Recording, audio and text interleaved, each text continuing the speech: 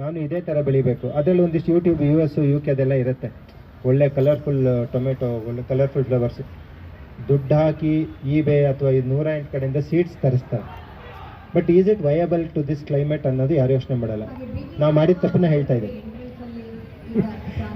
ಬೆಳಿಬೋದು, but when it goes back to the kitchen, final ಆಗಿ ಮನೆಯವರು ಇದರಲ್ಲಿ ಏನು ಮಾಡ್ತಾರೆ, ಈ ತರಕಾರಿ ನಂಗೆ ಗೊತ್ತಿಲ್ಲ ಅಂದರೆ ಅಲ್ಲೇ ಗಾನ್. ನೀವು ಮಾಡಿದ ಎಫರ್ಟು ನೀರೆಲ್ಲ ಹೋಗಿ. ಸೊ ಏನಂದರೆ let's be good to our own native species. ನಮ್ಮ ಇದರಲ್ಲಿ ಕೊತ್ತಂಬರಿ, ನಮ್ಮ ಇದರಲ್ಲಿ ಮೆಣಸಿನ್ಕಾಯಿ, ಕರಿಬೇವು, ಇವೆಲ್ಲ ಡೈಲಿ ಸ್ಟೇಪಲ್.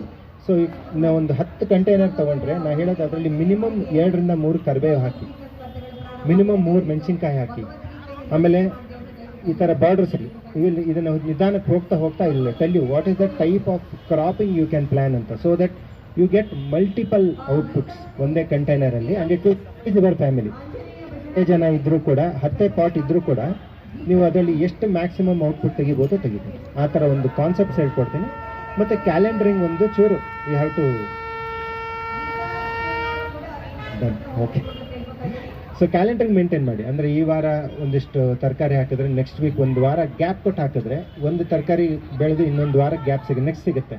ಸೊ ನಿಮಗೆ ಸೋಯಿಂಗಿಗೆ ಟೈಮ್ ಸಿಗುತ್ತೆ. ಎಲ್ಲ ಪಾಟಲ್ಲೂ ಒಂದೇ ಶಾಟ್ ಹಾಕಿಬಿಟ್ರೆ ಒಂದು ಶಾರ್ಟಲ್ಲಿ ಬರುತ್ತೆ, ನೆಕ್ಸ್ಟ್ ವೀಕಿಗೆ ಆ ಗ್ಯಾಪು ಏನು ಮಾಡ್ತೀರಾ. So that's the kind of calendaring you have to follow.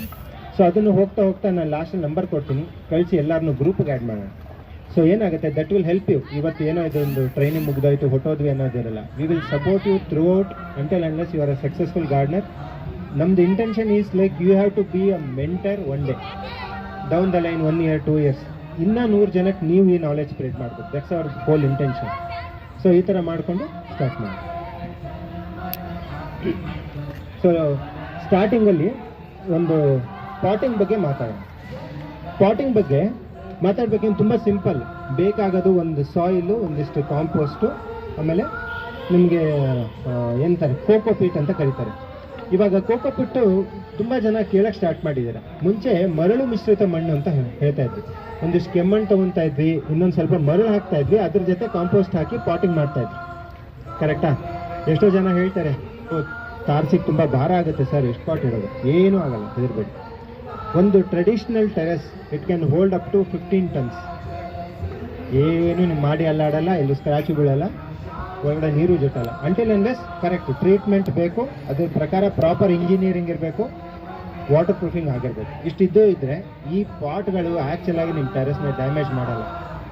10-11 ವರ್ಷದಿಂದ ಮಳೆ ಬಿಸಿಲು ಎಲ್ಲ ಗಾಳಿ ನಾನು ಮಾಡಿ ತೆಗೆದಿದೆ. ಇವತ್ತು ಒಂದು ನೀರು ಒಳಗಡೆ ಬಂದಿದೆ.